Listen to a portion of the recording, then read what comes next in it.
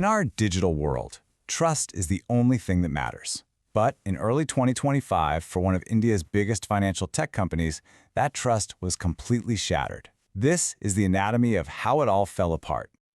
8 million. Let that number sink in for a second.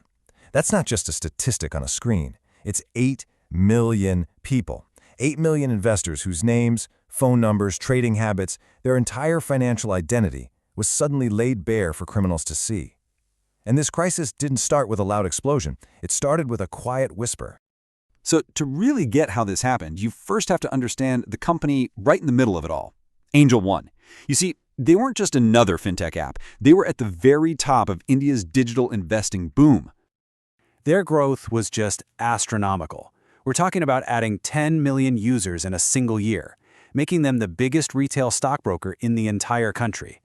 But here's the problem with growing that fast. Sometimes your security can't keep up. They had built a massive digital vault filled with the financial secrets of millions, and that made them a very, very attractive target.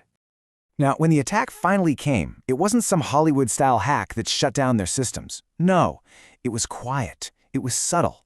Data was just bleeding out from their servers, in the background, without a single internal alarm going off.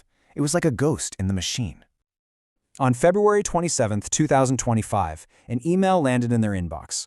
But it wasn't from their own cybersecurity team. It was from an outside partner, one that keeps an eye on the dark web.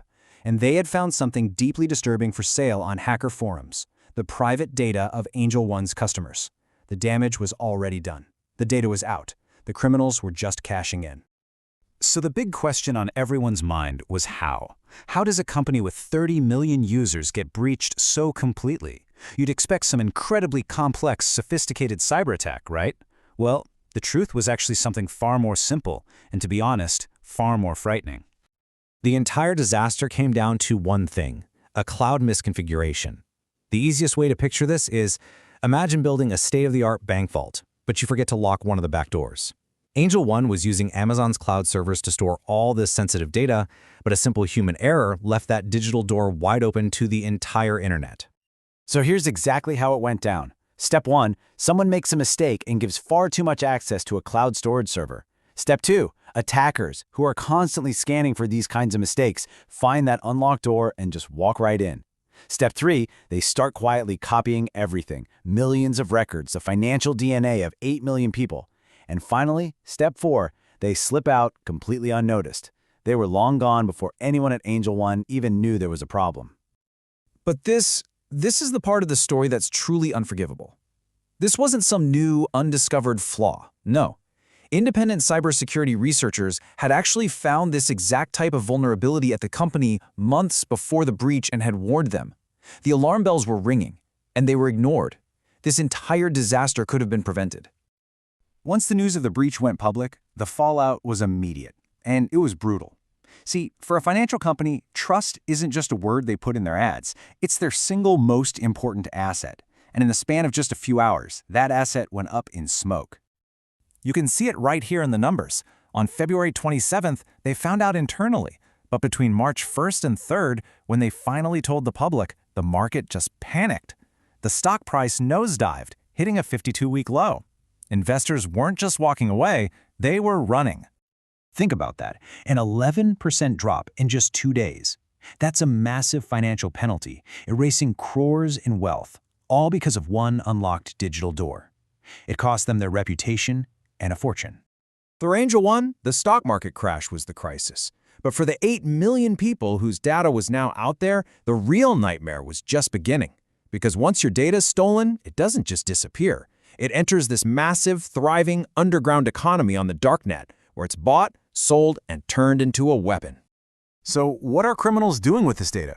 Well, they use your name and phone number to pull off SIM swap attacks, literally hijacking your mobile number so they can intercept your bank's OTPs. They take your PAN number, mix it with fake details, and create brand new identities to take out loans in your name. They use your investment history to craft incredibly convincing phishing scams that you are far more likely to fall for. Your data becomes the key to unlocking your entire life. And here's the truly chilling part. You can change your password, you can cancel a credit card, but you can't just reset your PAN number. Once a core piece of your identity like that is compromised, it's out there forever. The risk doesn't go away. it becomes a permanent shadow over your financial life. As government regulators started their own investigation, they quickly realized that this data breach wasn't just a random accident. It was actually a symptom of a much bigger problem inside the company, a pattern of weak controls and a culture that just couldn't keep up with its own growth. The difference between what the company said and what regulators found was, well, it was stark. Angel One's own internal reports basically said, everything's fine, nothing to see here. But when SEBI, the market regulator, took a look, they found a totally different story. They found structural deficiencies, adequate supervision, and even unauthorized trading terminals running in secret locations. For those failures, SEBI hit them with a penalty of 3 lakh rupees. Now, the amount itself isn't the point. It was a clear official warning from the regulator that there were serious systemic problems inside the company. And it didn't stop there. Angel One ended up paying an even bigger settlement, over 34 lakh rupees. And this time, it was for failing to tell investors important information when they should have. This showed the problem wasn't just about bad security, it was about a lack of transparency, which destroyed even more of the trust they had left. Look, the story of what happened at Angel One isn't really about just one company. It matters to all of us because it pulls back the curtain on a hidden risk we all take every single day we live our lives online. Think about it. You can do everything right. You can have a 20-character password, you can use two-factor authentication, you can be as careful as possible. But at the end of the day, your security is in the hands of the companies you give your data to. Their one mistake becomes your permanent problem.